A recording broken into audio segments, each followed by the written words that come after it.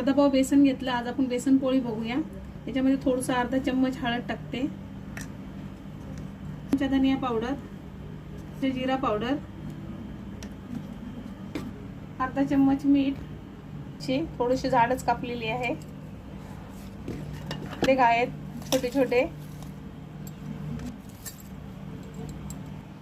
ही कोथिंबीर आहे भरपूर बारीक चिरलेली,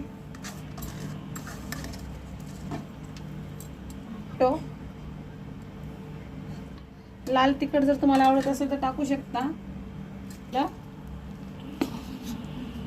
थोडंसं पाणी टाकते, त्याच्यामध्ये असे लम्स राहिले नाही पाहिजे. हे बघा असं मी चमचा घेतलेला आहे, चमच्याने मी मिक्स करते.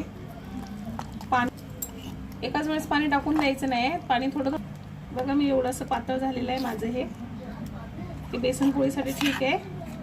डोशाचा तवा ठेवलेला आहे, त्याच्यावरती तेल टाकते थोडंसं. डोशाच्या तव्यावर तेल खूप कमी लागत असते. हे असं टाकते बेसन आणि याला चांगलं असं फिरवून घेते. पलटवायला झाली आता बेसन पोळी. मी पलटी मारते ना, असं उलटण्याने आरामाने करते, गोल गोल फिरून घेते असं. आणि हे बघा माझी बेसन पोळी आता एका साईडला झालेली आहे.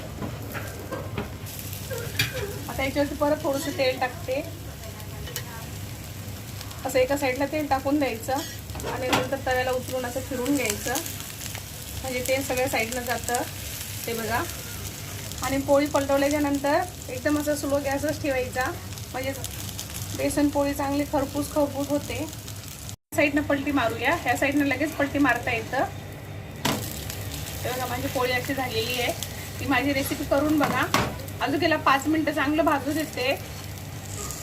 आता तेल वगैरे टाकायची काही गरज नाही. बेसन पोळी अशी रेसिपी करून बघा, लहान मुलांना तर खूप आवडते.